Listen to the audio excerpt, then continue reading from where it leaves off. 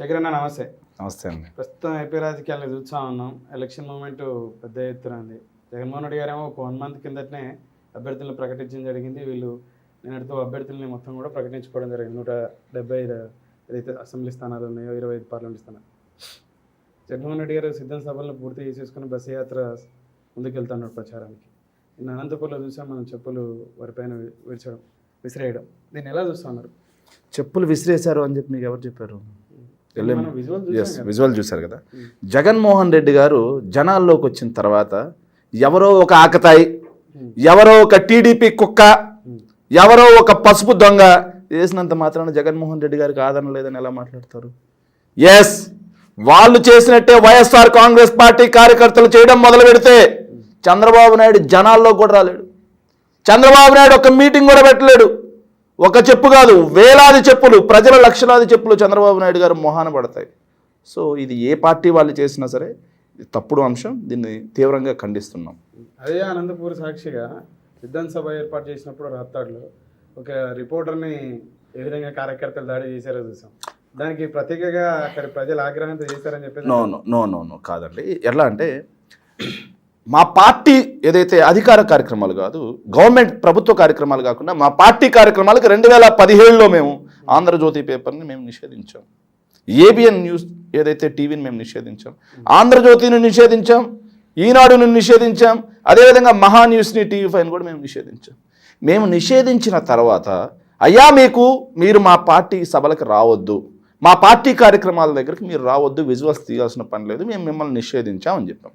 నిషేధించాం అని చెప్పిన తర్వాత వాళ్ళకి మా దగ్గర ఏం పని? సిద్ధం సభ 10 లక్షలకు పైగా జనాలు ఉన్నారు అనంతపూర్ రాఫ్తాడు దగ్గర సిద్ధం సభ. నువ్వు జర్నలిస్టువే కాదని ఎవరు అనట్లేదు.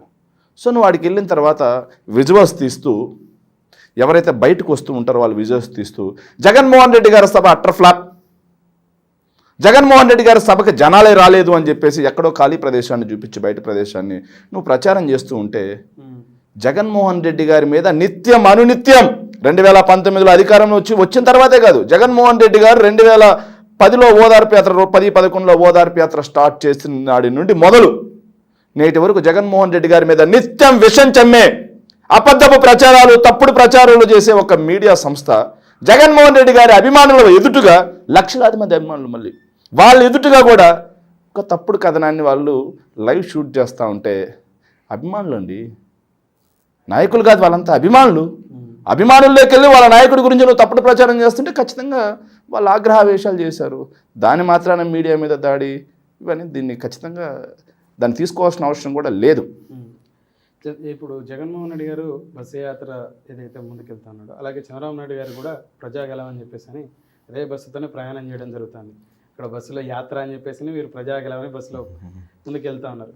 ఈ ప్రజాగలంలో పెద్ద ఎత్తున జగన్మోహన్ రెడ్డి గారిని విమర్శించుతున్నది ఏంటంటే చంద్రబాబు నాయుడు గారు, అలాగే వారాహి అనే వాహనం ద్వారా పవన్ కళ్యాణ్ కూడా నిన్న పిఠాపురం సభ వేదిక ద్వారా అభివృద్ధి అనేది లేదు, ఆంధ్రప్రదేశ్లో అరాచకం మాత్రమే ఉంది, సంక్షేమం అనే పేరు పెట్టి బూటకం, సంక్షేమం అనేది అంతా కూడా బూటకం అని చెప్పేసి ఇటు చంద్రబాబు అటు పవన్ కళ్యాణ్ గారు ఇద్దరు కూడా చెప్పుకోవడం జరుగుతుంది. సరే, వాళ్ళు చెప్పినట్టుగా అరాచకమే అనుకుందాం. ఎస్, అరాచకమే. ఎలాంటి అరాచకం అంటే 2,70,000 కోట్ల రూపాయలు డబ్బును నేరుగా డీబీటీ, నాన్ డీబీటీ ద్వారా సంక్షేమ పథకాల కోసం ఖర్చు పెట్టాను చూసారా? ఇది అరాచకమే కాదని ఎవరన్నారు? అరాచకమే. ప్రజల దగ్గరికి వెళ్ళి 2,70,000 కోట్ల రూపాయలు జగన్మోహన్ రెడ్డి గారు నేరుగా మీ ఖాతాల్లో వేశాడమ్మా, డీబీటీ, నాన్ డీబీటీ ద్వారా మీకు అందింది. మరి ఇది అరాచక పాలన కదా? మేమైతే కార్పొరేట్లకు దోచిపెట్టేవాళ్ళం, కాంట్రాక్టర్లకు దోచిపెట్టేవాళ్ళం, కమిషన్లు ఇచ్చి దోచిపెట్టేవాళ్ళం. అలా దోచిపెట్టకుండా డైరెక్ట్గా మా జన్మభూమి కమిటీ తమ్ములకు దోచిపెట్టేవాళ్ళం. ఎవరైతే పంచుతున్న లబ్ధిదారులకు అర్హత ఉన్న వాళ్ళ కాడికి వస్తే వాళ్ళ దగ్గర లంచాల రూపంలో దోచిపెట్టేవాళ్ళం. కానీ జగన్మోహన్ రెడ్డి గారు అట్లా చేయట్లేదు, సిస్టాన్ని మార్చేశాడు. అలా ఉన్న సిస్టమ్ని ఇలా మార్చేసి నేరుగా మీకు ఇస్తున్నారు. ఇది అరాచక పాలన అని చెప్పి మాట్లాడమనండి. ఏదైతే డెత్ సర్టిఫికేట్ దగ్గర నుంచి బర్త్ సర్టిఫికేట్ వరకు ప్రతి మనిషికి అవసరమైన పౌర సేవలన్నీ గ్రామంలో దొరుకుతూ ఉన్నాయి. ఈరోజు విలేజ్ సెక్రటేరియట్ రూపంలో 15,000 గ్రామ వార్డు సచివాలయాలు కట్టాం. ఇది నిజంగా అరాచకమే. వీటి ద్వారా 1,20,000 మందికి ప్రభుత్వ ఉద్యోగాలు కల్పించాం. అది నిజంగా అరాచకమే. అది చంద్రబాబు నాయుడు గారికి నచ్చదు, పవన్ కళ్యాణ్ గారికి నచ్చదు. పెత్తందారీ వ్యవస్థ కదా. 4 పోర్టులు కడుతున్నాం.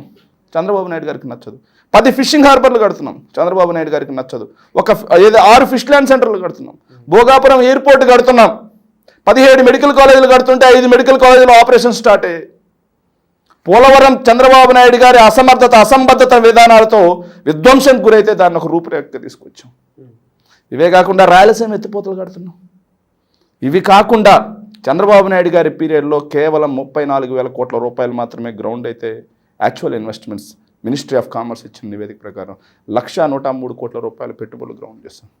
నిజంగా అరాచక పాలనే కాదని ఎవరు చెప్పారు? ప్రజల దగ్గరికి వెళ్ళమనండి. ఇవన్నీ జగన్మోహన్ రెడ్డి చేశాడు, ఎందుకు అరాచక పాలన అని చెప్పమనండి.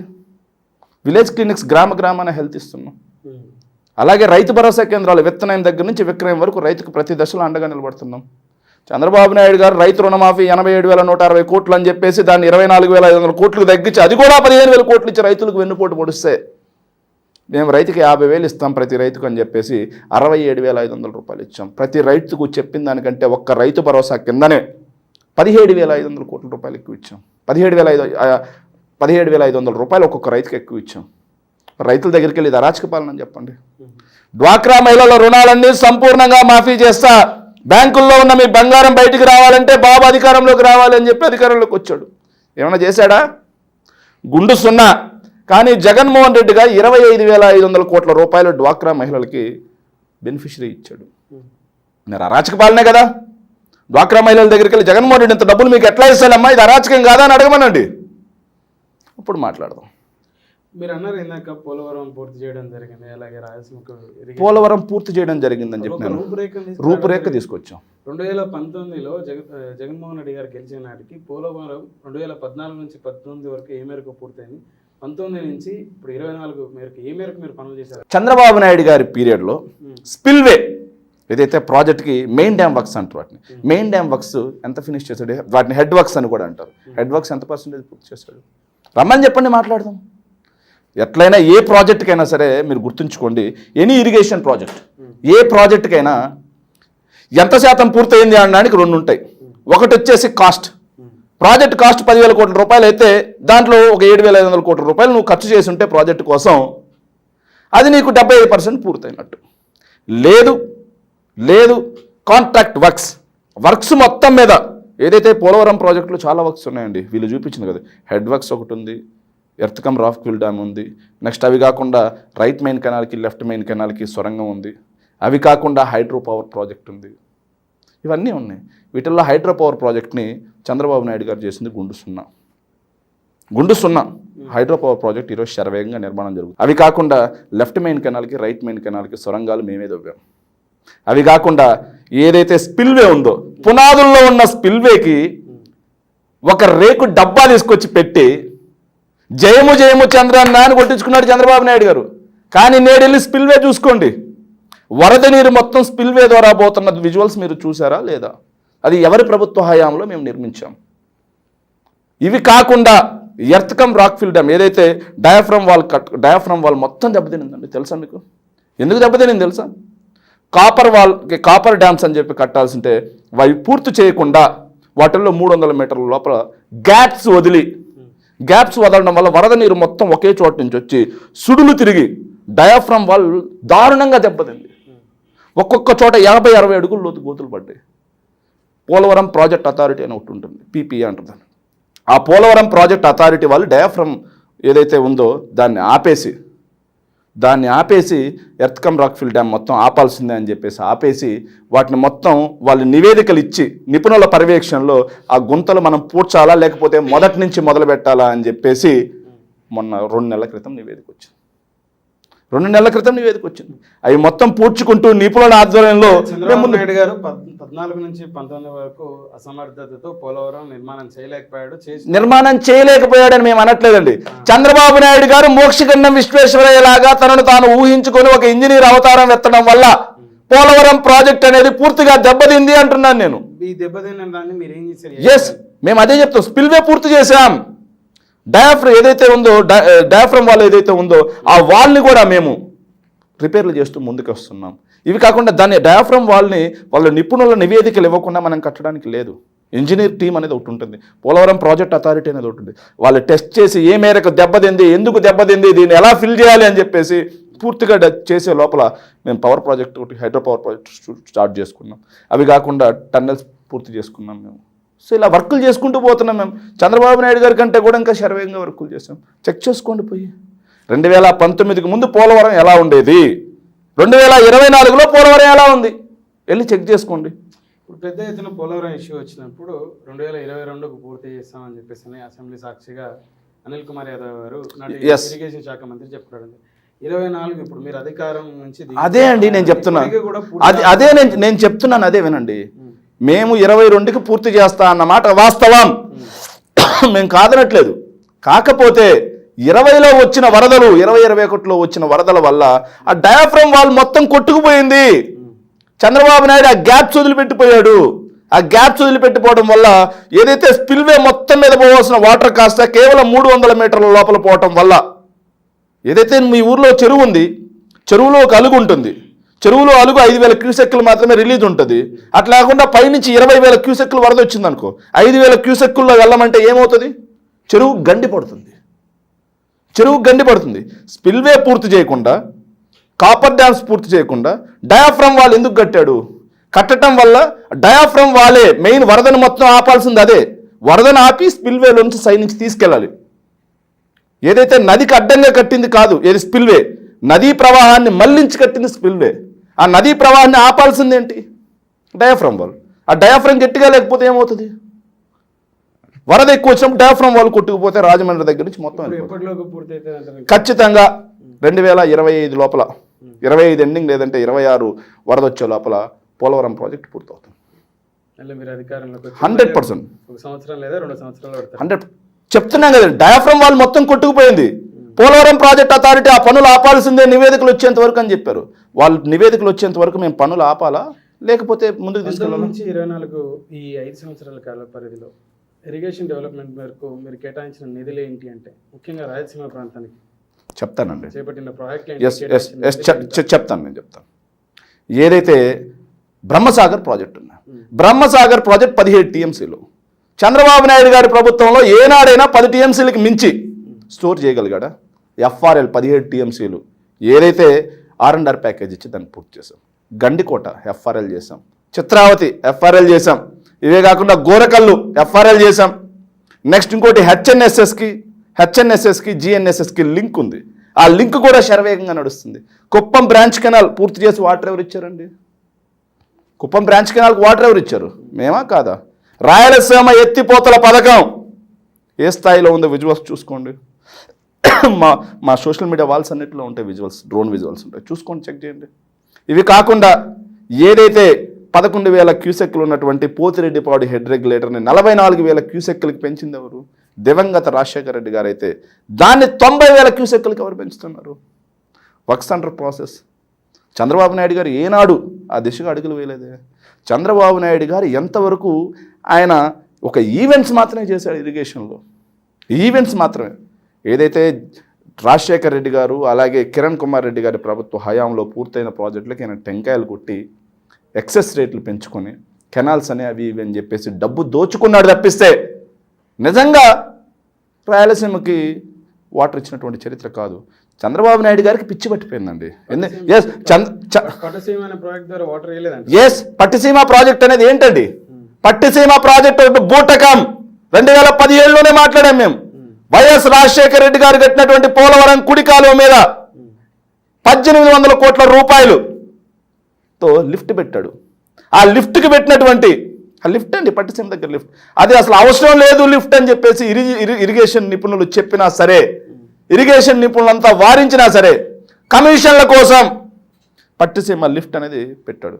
ఆ పట్టిసీమ లిఫ్ట్కి పెట్టిన టైంలో పోలవరం ప్రాజెక్ట్ మీద 1800 కోట్లు ఇన్వెస్ట్ చేయొచ్చు. నో. ఆ లిఫ్ట్ ఏంటో తెలుసా? ఆ మోటార్లు, లిఫ్ట్ మోటార్లు ఎక్కడి నుంచి తీసుకెళ్ళారు తెలుసా? హంద్రినీవా పంపులు. రాయలసీమ నుంచి హంద్రినీవా పంపులు తీసుకెళ్ళి పట్టిసీమకు కట్టుకున్నాడు. ఇంకో మాట, చంద్రబాబు నాయుడు గారికి పిచ్చి పట్టిపోయిందండి. ఎంత పిచ్చి పట్టిందంటే, చంద్రబాబు నాయుడు గారు మాట్లాడే మాటలు ఎలా ఉంటాయంటే, రాయలసీమలో సభల్లో ఈ మధ్య ఆయన ప్రజాకలం అని మాట్లాడుతూ గోదావరి వాటర్ రాయలసీమకి ఇస్తాను అంట. ఎట్లా ఇస్తావు నువ్వు గోదావరి వాటర్ రాయలసీమకి? చెప్పమనండి. ఏ దారిని నేను ఇస్తాను. గోదావరి వాటర్ పోలవరంగిన పూర్తయితే వచ్చి కలిసేది ఎక్కడండి? కృష్ణానదిలో. వచ్చి కృష్ణానదిలో ఎక్కడ కలుస్తుంది గోదావరి వాటర్ చెప్పండి? ఏదైతే విజయవాడకి పైన కలుస్తుంది, శ్రీశైలంలో కలుస్తుందా గోదావరి వాటర్ వచ్చి? ఇక్కడ సాధ్యపడుతుంది అదే నేను అడుగుతున్నాను. చంద్రబాబు నాయుడు గారికి పిచ్చి పెట్టింది రాష్ట్ర ప్రజలందరికీ. ఆ పిచ్చి ఎక్కించడం కోసం ఒక సైకోలాగా తిరుగుతున్నాడు చంద్రబాబు నాయుడు. ఎలా చెప్పమానండి? దమ్ముగూడెం టెయిల్ పాండ్ అని ఒకటి ఉందండి గోదావరి వాటర్ మీద. రాజశేఖర రెడ్డి గారు ప్రపోజల్ తీసుకొచ్చినటువంటి ప్రాజెక్ట్ అది. ఒకవేళ దమ్ముగూడెం టెయిల్ పాండ్ వాటర్ తీసుకొచ్చినా నాగార్జున సాగర్ పైన పడతాయి. మరి శ్రీశైలంలో పడితే ఎలా రాయలసీమకు వాటర్ వస్తాయి? శ్రీశైలంలో పడకుండా రాయలసీమకు వాటర్ ఎట్ట వస్తాయి? శ్రీశైలంలోకి నువ్వు గోదావరి జలాలు ఎలా తీసుకొస్తావు? అది చెప్పమనండి చాలు. చంద్రబాబు నాయుడు గారిని ఒక ఇంజనీర్ విజనరీ అని మాట్లాడతాను నేను. చంద్రబాబు నాయుడు గారు గోదావరి జలాలు ఎలా తీసుకొచ్చి శ్రీశైలంలో వేస్తారు అది చెప్పమనండి, మాట్లాడదాం. అలా కాకుండా నోటికి ఏ మాట వస్తే ఆ మాట, నోటికి ఎంత వస్తే అంత నిటారుగా నించొని ఎలాంటి సందేహం లేకుండా అనర్గళంగా అబద్ధాలు చెప్పడమే కాకుండా వాటిని మళ్ళీ అవునా కాదా తమ్ముళ్ళు అని సమర్థించుకోగలిగినటువంటి ఒక రాజకీయ జిత్తుల మారి నక్క చంద్రబాబు నాయుడు గారు అని చెప్పడానికి ఎలాంటి సందేహం లేదు అని చెప్పి ప్రజలు మాట్లాడుకుంటున్నారు. నేను కాదు, ప్రజలే మాట్లాడుకుంటున్నారు. వైఎస్ఆర్సీపీ నాయకులు మాట్లాడుకుంటే రాజకీయం అవుతుందండి. ప్రజలే మాట్లాడుకుంటున్నారు ఈరోజు. ఏ ఆర్టిఫిషియల్ ఇంటెలిజెన్స్ వాడి నా మేధో శక్తిని పెంచుకొని మీ పేదరికాన్ని తగ్గిస్తా అంటాడు ఒక చోట. సెల్ ఫోన్ నేనే కనిపెట్టాను. నిన్న మా వింజమూరికి వచ్చాడండి, మా ఉదయగిరి కాన్స్టిట్యున్సీ వింజమూరికి. సెల్ ఫోన్ నేనే కనిపెట్టా తమ్ముడు అని చెప్పి. సెల్ ఫోన్ ఎప్పుడు కనిపెట్టారా? కంప్యూటర్ నేనే కనిపెట్టా తమ్ముడు అన్నాడు. హైదరాబాద్కి నేనే పేరు పెట్టా తమ్ముడు అన్నాడు. హైదరాబాద్కి బొడ్డు కొట్టి బొడ్డు కోసి నామకరణం వేశాడు. హైదరాబాద్ అనే మాట ఆయన నోటి నుంచి వచ్చిందా లేదా మీరు చూసుకోండి రికార్డ్స్. హైదరాబాద్కి నామకరణం నేనే చేశా, పేరు నేనే పెట్టా అంటున్నాడు.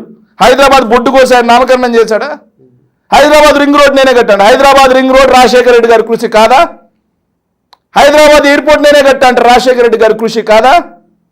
హైదరాబాద్ పీవీ ఎక్స్ప్రెస్ హైవే నేనే కట్టా అంటారు రాజశేఖర రెడ్డి గారు కాదా? మెట్రో నేనే వేసా అంటారు. మెట్రో అసలు నువ్వు ఉన్నప్పుడు డిపిఆర్ కూడా రెడీ కాలేదు. రాజశేఖర రెడ్డి గారు అధికారంలో ఉన్నప్పుడు దానికి డిపిఆర్ లేసి దానికి అత్యంత క్లిష్టమైన భూసేకరణ మొత్తం కూడా రాజశేఖర రెడ్డి గారు చేసిపోయారు. చంద్రబాబు నాయుడు గారి పాత్ర ఎక్కడ? మెట్రోలో నేనే కట్టే తమ్ముళ్ళు అంటాడు. దౌర్భాగ్యం ఏంటంటే ఆయన ఇన్ని అబద్ధాలు అనర్గళంగా చెప్తున్నా. Yes, Chandrababu is a visionary. Chandrababu Naidu garu అపర చాణక్యుడు. చంద్రబాబు నాయుడు లేకపోతే ఈ భూమండలమే లేదు అనే ఒక సెక్షన్ ఆఫ్ మీడియా ఉంది. చంద్రబాబు నాయుడు గారు నందిని చూపించింది పంది అంటే ఎస్ ఇది పందే, దీన్ని కనిపెట్టింది చంద్రబాబు నాయుడే, దీనికి నామకరణం కూడా చంద్రబాబు నాయుడే చేస్తాడు, చంద్రబాబు నాయుడు నేతలు లేకపోతే పంది జాతే లేదు అని మాట్లాడే చూపించే వీడియో ఏదైతే మీడియా ఉంది, వీటన్నిటిని సమర్థించే తెలుగు గొర్రెలు కూడా కొంతమంది ఉన్నారు. అంతకాలం చంద్రబాబు నాయుడు గారికి ఎలాంటి డోకా లేదు అని చెప్పి ఈ సందర్భంగా మనం చేసుకోవాలి. సార్, ఒకవేళ మీరు అన్నట్టు ఒక సెక్షన్ ఆఫ్ మీడియా చేయించిన, ఒక సెక్షన్ ఆఫ్ వాళ్ళు తెలుగుదేశం పార్టీ కార్యకర్తలు నాయకులు నిజంగా నమ్మించే ప్రయత్నం చేసిన సామాన్య ప్రజలు నమ్మరు కదా. మేము అదే కదండి చెప్తున్నాం మీకు. మీడియాలో ఆంధ్రజ్యోతి, ఈనాడు, ఐటీ రంగాన్ని చంద్రబాబు నాయుడు గారు మాట్లాడదామా? ఐటీ రంగంలో చంద్రబాబు నాయుడు గారి ప్రభుత్వ హయాంలో ఎక్స్పోర్ట్స్ ఎంత, ఏదైతే హైదరాబాద్నే తీసుకున్నాం కంపేర్ టు హైదరాబాద్, ఉమ్మడి ఆంధ్రప్రదేశ్ని తీసుకున్నాం. విభజిత ఆంధ్రప్రదేశ్ వద్దు. 9 సంవత్సరాలు ముఖ్యమంత్రిగా ఉన్నాడు. ఐటీ ఎక్స్పోర్ట్స్, ఐటీ రంగం, నాకు ఒక్క ఐటీ రంగమే కాదు, ఆర్థిక, పారిశ్రామిక, వ్యవసాయ, సర్వీస్ అన్ని రంగాలు తీసుకుందాం. 2004 కంటే చంద్రబాబు నాయుడు గారి పీరియడ్లో 95 నుంచి 2004 వరకు ఎలా ఉండేవి, 95కు ముందు ఎలా ఉండేది రాష్ట్రం, అప్పుల్లో కూడా అండి. మరి రాజశేఖర రెడ్డి గారు వచ్చిన తర్వాత 2009 కేవలం 6 సంవత్సరాల కాలం, ఈ పీరియడ్లో ఎలా జరిగింది అనేది డేటా తీసి కంపేర్ చేద్దామా? చంద్రబాబు నాయుడు గారి బట్టలు ఇప్పేయగలం మేము విత్ డేటా. నోటి మాట కాదండి, విత్ డేటా. క్యాలిక్యులేషన్స్ అనేవి కొన్ని ఉంటాయి. ఆ క్యాలిక్యులేషన్స్ పెట్టి మరి చంద్రబాబు నాయుడు గారి ఏదైతే 9 ఏళ్ల కాలంలో రాష్ట్రం అప్పుల పాలైపోయింది, 11,000 కోట్ల రూపాయలు డెప్ట్లోకి వెళ్ళిపోయింది, రెవెన్యూ లోటు. రాజశేఖర రెడ్డి గారు ముఖ్యమంత్రిగా ఉన్న కాలంలో రాష్ట్రం రెవెన్యూ మిగులులోకి వచ్చింది. చెక్ చేసుకోండి. 2009 చనిపోయేసరికి రాష్ట్రం మిగులు బడ్జెట్ రెవెన్యూ మిగుల్లో ఉంది. అప్పుల గురించి మాట్లాడట్లేదు, రెవెన్యూ డెఫిసిట్స్ గురించి మాట్లాడుతున్నాం. చంద్రబాబు నాయుడు గారి పీరియడ్ కంటే కూడా అప్పుల శాతం తగ్గించారు రాజశేఖర రెడ్డి గారు. చంద్రబాబు నాయుడు గారి పీరియడ్ కంటే కూడా వ్యవసాయ ఉత్పత్తులు, సర్వీస్ ఏదైతే సాఫ్ట్వేర్ ఉత్పత్తులు, చంద్రబాబు నాయుడు గారి పీరియడ్ కంటే హైదరాబాద్లో ఐటీ లేదనుకుంటున్నారా మీరు? హైదరాబాద్లో ఐటీ లేదనుకుంటున్నారా? దేశంలోనే సెకండ్ ప్లేస్ చంద్రబాబు నాయుడు గారు రాకముందు. కానీ చంద్రబాబు నాయుడు గారి పీరియడ్ వచ్చిన తర్వాత 5th ప్లేస్కి వచ్చాం మనం. ఏందని బీకింది? గ్లోబలైజేషన్లో భాగంగా ఏదైతే పివి నరసింహారావు గారు అలాగే మన్మోహన్ సింగ్ గారి కృషి వల్ల ప్రపంచీకరణలో భారతదేశం కూడా పాల్గొంది. టెక్నాలజీ అవసరం అనేది గుర్తెరిగారు. టెక్నాలజీ అవసరం గుర్తయిన తర్వాత వాళ్ళిద్దరూ దానికి ముందుగా అడుగులు వేస్తే ప్రపంచం మొత్తం కూడా కంపెనీలన్నింటినీ అన్ని దేశాల్లో విస్తరించడం స్టార్ట్ చేశారు. విస్తరించడం స్టార్ట్ చేసినప్పుడు హైదరాబాద్కు ఉన్నటువంటి నైసర్గిక స్వరూపం అనేది ఒకటి ఉంటుంది. ఇది బేసికల్గా పెద్ద సిటీ, నిజామ్స్ టైం నుంచి ఉన్నటువంటి సిటీ ఇది. చంద్రబాబు నాయుడు ఏం కట్టలేదు. చంద్రబాబు నాయుడు గారు హైదరాబాద్ రాకముందు ఇక్కడ హైదరాబాద్లో ఎయిర్పోర్ట్ ఉంది, బేగంపేట ఎయిర్పోర్ట్. చంద్రబాబు నాయుడు గారు కుప్పంలో బళ్ళకి వెళ్ళే టైంలోనే ఇక్కడ Secunderabad railway station, Nampally railway station ఉంది. చంద్రబాబు నాయుడు గారు కుప్పంలో చెడ్డీలతో గోళీలు ఆట ఆడుకునే టైంలో హైదరాబాద్లో యూనివర్సిటీలు ఉన్నాయి. ఉస్మానియా యూనివర్సిటీ, నిజాం కాలేజ్ దగ్గర నుంచి అన్ని నిజామ్స్ కట్టించినవి ఉన్నాయి. ఏందయ్యా చంద్రబాబు నాయుడు చేసింది? చంద్రబాబు నాయుడు హైదరాబాద్లో చేసింది ఏంటో తెలుసా? హైటెక్ సిటీ పేరుతో తన కులపు వాళ్ళందరికీ భూములు దోచిపెట్టడం మాత్రమే చంద్రబాబు నాయుడు గారు చేశారు అని చెప్పేసి ఇతర దేశాల నుంచి కూడా ఇక్కడికి వచ్చి రీసెర్చ్ చేసిన వాళ్ళు కూడా బుక్స్ రాశారు. వేల మంది ఈరోజు ఏదైతే ఉపాధి పొందుతా ఉన్నారో ఆ హైటెక్ సిటీ సైబరాబాద్ నిర్మాణం కారణం చేత అని చెప్పేసి. ఎస్, ఏంటి సైబరాబాద్ నిర్మాణంలో ఆయన చేసింది ఏంటి అని నేను అడుగుతున్నా. ఎస్, సైబర్ టవర్స్ని ఎవరైనా నిర్మించింది? ఎవరు సైబర్ టవర్స్కి పునాది రాయి వేశారు? సైబర్ టవర్కి పునాది రాయి వేసింది నేదురుమల్లి జనార్దన్ రెడ్డి గారు కాదా? ఎవరి పీరియడ్లో వేశాడయా? రాజీవ్ గాంధీ గారి స్వహస్తాలతో కాదా? నేదురుమల్లి జనార్దన్ రెడ్డి గారు కాదా వేసింది? నేదురుమల్లి జనార్దన్ రెడ్డి గారు వేసిన దాన్ని ఈయన కొనసాగించి మళ్ళీ శంకుస్థాపన చేశాడు. జరగాలి చెల్లికి మళ్ళీ మళ్ళీ పెళ్ళి అంటారు కదా. చంద్రబాబు నాయుడు గారికి శంకుస్థాపనల మీద శంకుస్థాపనలు, ప్రతిదాన్ని జాతికి అంకితం చేయడం. పోలవరంలో అయితే గేట్ని జాతికి అంకితం చేశారు, డయాఫ్రమ్ వాళ్ళని జాతికి అంకితం చేశారు, స్పిల్వేని జాతికి అంకితం చేశాడు. అట్లా పోలవరంలో ఒక్కొక్క అంశానికి ఒక్కొక్క ఈవెంట్ చేశాడు. అట్లా దీన్ని కూడా ఈవెంట్ చేశాడు తప్పిస్తే ఏం చేశాడు? చంద్రబాబు నాయుడు గారు అభివృద్ధి ఏం చేయలేదంటారు.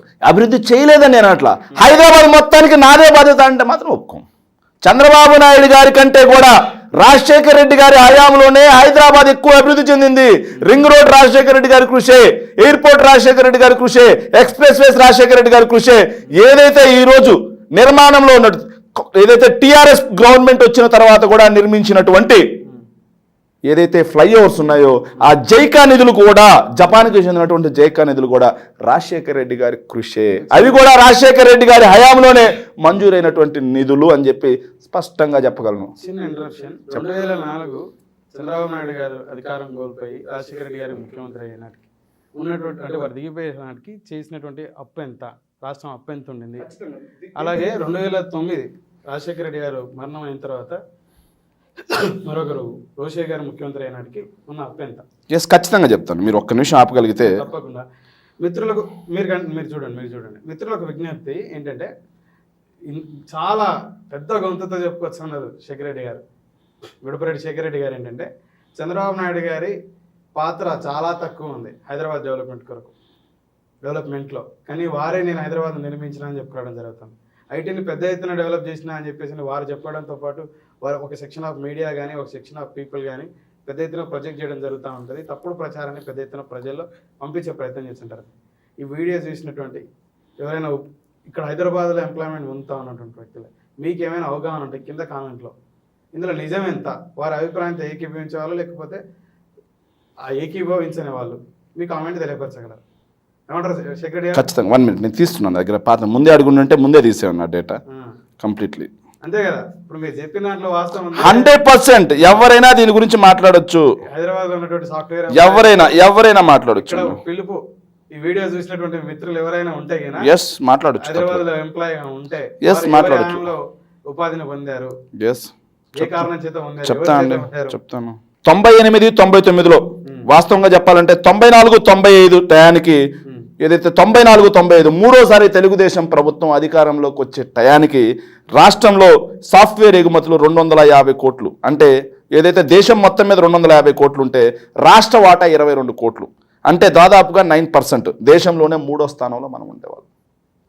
దేశంలో 3వ స్థానంలో చంద్రబాబు నాయుడు గారు సీఎం కాకముందు ఆంధ్రప్రదేశ్లో సాఫ్ట్వేర్ ఎగుమతులు ఉండేవి. కానీ 98, 99 సంవత్సరానికి వచ్చేసరికి రాష్ట్రంలో ఎగుమతులు 22 కోట్ల నుంచి 575 కోట్ల రూపాయలకు పెరిగిన మాట వాస్తవం. కానీ దేశవ్యాప్తంగా తీసుకుంటే దేశవ్యాప్తంగా తీసుకుంటే మొత్తం 6,300 కోట్ల రూపాయలు భారతదేశం యొక్క మొత్తం యొక్క సాఫ్ట్వేర్ ఎగుమతులు అయితే ఆంధ్రప్రదేశ్ వాటా 9% మాత్రమే. ఆంధ్రప్రదేశ్ వాటా కూడా 9% మాత్రమే. సో చంద్రబాబు నాయుడు గారి పీరియడ్కి ముందు 9%, చంద్రబాబు నాయుడు గారు వచ్చిన తర్వాత 9% దేశవ్యాప్తంగా ఉన్నటువంటి సాఫ్ట్వేర్ ఎగుమతులు. దేశవ్యాప్తంగా విపరీతంగా పెరిగింది. కానీ ఏపీలో మాత్రం 3rd ప్లేస్ నుంచి మనం 5th ప్లేస్కి వచ్చాం.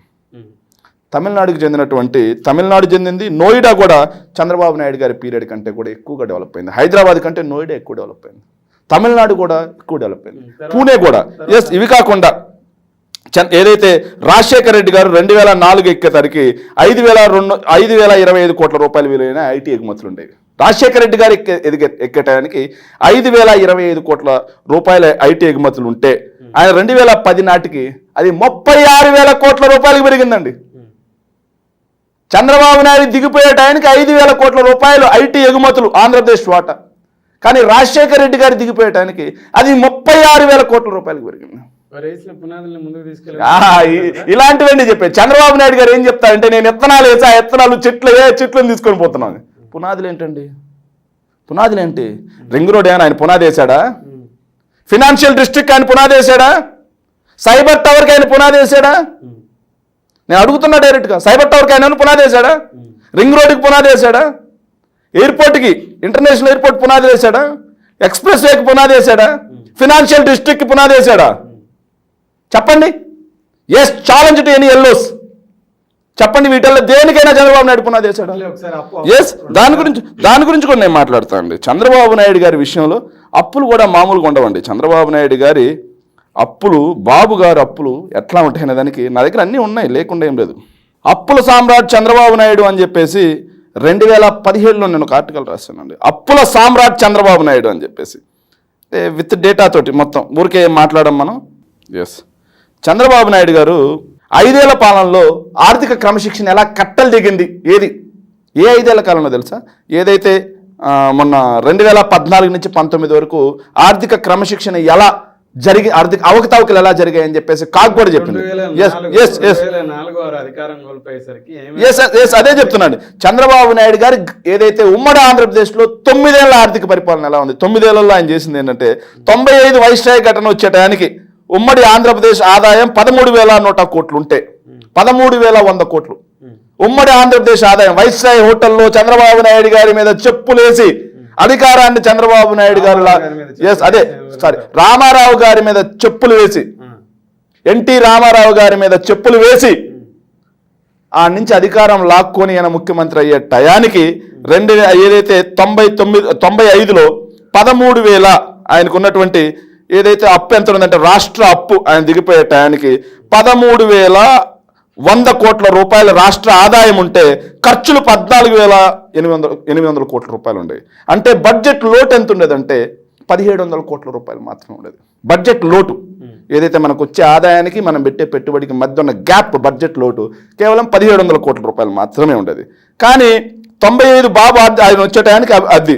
కానీ బాబు గారు 9 ఏళ్ళు పాలించి ఆయన దిగిపోయే టయానికి రాష్ట్ర ఆదాయం ఏం పెద్దగా పెరిగింది లేదు. కేవలం 10,000 కోట్ల రూపాయలు మాత్రమే. 9 సంవత్సరాల కాలంలో 13,000 కోట్ల రూపాయలు మాత్రమే పెరిగింది. 26,869 కోట్లు కాగా ఖర్చులు మాత్రం 35,575 కోట్లు. అంటే రెవెన్యూ లోటు ఎంత పెట్టాడు తెలుసా ఆయన? రెవెన్యూ లోటు ఆయన దిగిపోయే టయానికి 8,700 కోట్ల రూపాయల రెవెన్యూ లోటుతో రాజశేఖర రెడ్డి గారికి గవర్నమెంట్ అప్పచెప్పాడు. మరి రాజశేఖర రెడ్డి గారు దిగిపోయే టయానికి 2009 నాటికి రాష్ట్ర ఆదాయం ఎంత పెరిగిందో తెలుసా? డబల్ అయిపోయింది. 30,000 కోట్ల నుంచి 62,000 కోట్ల రూపాయలకి రాష్ట్ర ఆదాయం డబల్ అయిపోయి ఖర్చులు మాత్రం 61,854 కోట్ల రూపాయలు. ఎస్, అది చెప్తానండి. 61,854 కోట్ల రూపాయలకి రాష్ట్రం యొక్క ఖర్చులు పెరిగాయి అనమాట. సో ఆడ రెవెన్యూ లోటు ఎంత ఉంది తెలుసా అండి? ఏదైతే మనకు వచ్చే బడ్జెట్కి మన ఖర్చుకి మొత్తం కేవలం 1,000 కోట్ల రూపాయలు. చంద్రబాబు నాయుడు గారు హయాంలో ఆయన ఆదాయం పెరిగింది లేదు, కానీ ఖర్చులు పెరిగాయి. రెవెన్యూ మధ్య లోటు అనేది 8,000 కోట్ల రూపాయలకు పెరిగితే, కానీ రాజశేఖర రెడ్డి గారి ప్రభుత్వ హయాంలో ఆదాయం డబుల్ అయింది, ఖర్చులు పెరిగాయి, కానీ రెవెన్యూ లోటు కేవలం 1,000 కోట్ల రూపాయలు మాత్రమే పెట్టిపోయారు. అంటే 8,000 కోట్ల రూపాయల రెవెన్యూ లోటుని 8,000 కోట్ల రూపాయలకి రాజశేఖర రెడ్డి గారు తీసుకొచ్చారు. ఇక చంద్రబాబు నాయుడు గారు 9,000 సంవత్సరంలో 99 రోజులు ఓడీకి వెళ్ళాడండి, ఓవర్ డ్రాఫ్ట్కి. కానీ రాజశేఖర రెడ్డి గారు 5 సంవత్సరాల కాలంలో ఒక్కరోజు కూడా, కనీసం ఒక్కరోజు కూడా ఓడీకి వెళ్ళలేదు. మళ్ళీ ఎప్పుడు వెళ్ళా తెలుసా ఓడీకి? 2014లో మళ్ళీ చంద్రబాబు నాయుడు గారు ముఖ్యమంత్రి అయిన తర్వాత స్టేట్ గవర్నమెంట్ ఓడీకి వెళ్ళడం జరిగింది. మరి ఎవరికి ఆర్థిక క్రమశిక్షణ ఉంది? నేను చెప్తా అండి, వెళ్ళామండి, చెప్తున్నా. ఎవరికి ఆర్థిక క్రమశిక్షణ ఉంది? వెళ్ళలేదని మేము చెప్పండి. ఎవరికి ఆర్థిక క్రమశిక్షణ ఉంది? ఏదైతే సంపన్న రాష్ట్రంగా ఉన్నటువంటి ఆంధ్రప్రదేశ్ని 95 నుంచి 2004 దాకా పందికుక్కుల్లాగా తిన్నారు. రాష్ట్ర ఆదాయం పెంచకపోగా ఖర్చులు పెంచి రెవెన్యూ లోటును పెంచారు. కానీ రాజశేఖర రెడ్డి గారు రాష్ట్ర ఆదాయాన్ని డబుల్ చేశారు. అలాగే సంక్షేమ పథకాల రూపంలో, సాగునీటి పథకాల రూపంలో అన్నింటినీ కూడా ఖర్చుని డెవలప్ చేశారు. రెవెన్యూ లోటు కేవలం 1,000 కోట్ల రూపాయలు మాత్రమే పెట్టారు. మరి ఎవరు విజనరీ? మరి ఎందుకని ఈ రోజుకి పెద్ద ఎత్తున నాయకులు అంటే నాడు రాజశేఖర రెడ్డి గారు కానీ నేడు వారి కుమారుడు జగన్మోహన్ రెడ్డి గారు సంక్షేమానికి పెద్ద ఎత్తున ప్రాధాన్యత ఇవ్వడం జరుగుతుంది, కానీ అభివృద్ధికి ప్రాధాన్యత ఇవ్వట్లేదు. ప్రజలకి రూపాయి పంచడం కాదు, రూపాయి సంపాదించుకోవడం అదే అండి. పంచుడేంటి, పన్నులు పెద్ద ఎత్తున. సరే అండి, సరే ఒక మాట అండి. సరే, రాజశేఖర రెడ్డి గారి పీరియడ్ని కొద్దిసేపు తీసేయండి, చంద్రబాబు నాయుడు గారు ఉమ్మడి ఆంధ్రప్రదేశ్ పీరియడ్ని కొద్దిసేపు తీసేయండి. మరి చంద్రబాబు నాయుడు గారు 2014 నుంచి 19 వరకు ఆంధ్రప్రదేశ్ రాష్ట్రానికి పొడిచింది ఏంటి? మీరు అభివృద్ధి అంటున్నారు. చంద్రబాబు నాయుడు గారు ఒక్క సీపోర్ట్ కట్టారా? సీపోర్ట్ కట్టడం అంటే రాష్ట్ర సంపద పెరిగినట్టా కాదా? కట్టారా? చెప్పండి. చంద్రబాబు నాయుడు గారు 14 సంవత్సరాల కాలంలో రాష్ట్రానికి కట్టిన సీపోర్ట్ గుండు 0. కానీ మేము 4 కడుతున్నాం. కనిపించట్లేదా మీకు? ఎస్. ఒక్క ఫిషింగ్ హార్బర్ కట్టారా? మత్స్యకార సోదరులు మన దగ్గర ఫిషింగ్ హార్బర్ లేక వలసలు పోయి గుజరాత్ నుంచి పాకిస్తాన్ జైళ్లలో మగ్గితే కరోనా సమయంలో రాష్ట్ర ప్రభుత్వ కృషితో వచ్చిన సందర్భాలు మీరు మర్చిపోయారా? బంగ్లాదేశ్ జైళ్లలో మగ్గారు, మర్చిపోయారా? శ్రీలంక జైళ్లలో మగ్గారు, మర్చిపోయారా? ఆ పరిస్థితి రాకూడదు. రాష్ట్రం బ్లూ ఎకానమీలో ఇప్పటికీ నెంబర్ 1 ఉంది, కానీ దాన్ని ఇంకా డబల్ చేయాలి అని చెప్పేసి జగన్మోహన్ రెడ్డి గారు ఒక దృఢ సంకల్పంతో 10 ఫిషింగ్ హార్బర్లు కడుతున్నారు, 6 ఫిష్ ల్యాండ్ సెంటర్లు కడుతున్నారు.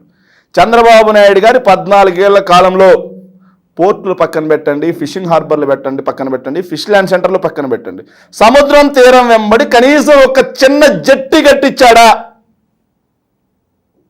ఏంటి మరి చంద్రబాబు నాయుడు చేసిన అభివృద్ధి ఏంటి? చంద్రబాబు నాయుడు గారు 14 ఏళ్ల ప్రభుత్వ కాలంలో ఒక్క మెడికల్ కాలేజ్ కట్టించాడా? గవర్నమెంట్ మెడికల్ కాలేజ్, నేను ప్రైవేట్ మెడికల్ కాలేజ్ గురించి నేను మాట్లాడు. ఒక్కటి చెప్పండి చాలు. కానీ జగన్మోహన్ రెడ్డి గారు కేవలం 5 సంవత్సరాల ప్రభుత్వ హయాంలో 5 మెడికల్ కాలేజీలు ఆపరేషన్స్లోకి వచ్చాయి. 12 మెడికల్ కాలేజీలు, మిగిలిన 12 మెడికల్ కాలేజీలు శరవేగంగా నిర్మాణంలో ఉన్నాయి. మరి ఏంటి అభివృద్ధి? రెండింటి మధ్య డిఫరెన్షియేషన్ తీసుకోండి. ఇది అభివృద్ధి కాదా? చంద్రబాబు నాయుడు గారి ప్రభుత్వ హయాంలో 14 సంవత్సరాల కాలం తీసుకోండి, ఆయన ప్రభుత్వ హయాంలో ఒక్క ఎయిర్పోర్ట్ కట్టించాడా చెప్పండి? రాజశేఖర రెడ్డి గారు శంషాబాద్ ఎయిర్పోర్ట్ నిర్మిస్తే, సారీ ఓర్వకల్ ఎయిర్పోర్ట్ చంద్రబాబు నాయుడు గారు నిర్మించారా? ఉన్నదాన్ని ఎక్స్ప్లెయిన్ చేశారంతే. చూసుకొని చెక్ చేసుకోండి. ఇంటర్నేషనల్ ఎయిర్పోర్ట్ చెక్ చేసుకోండి మీరు.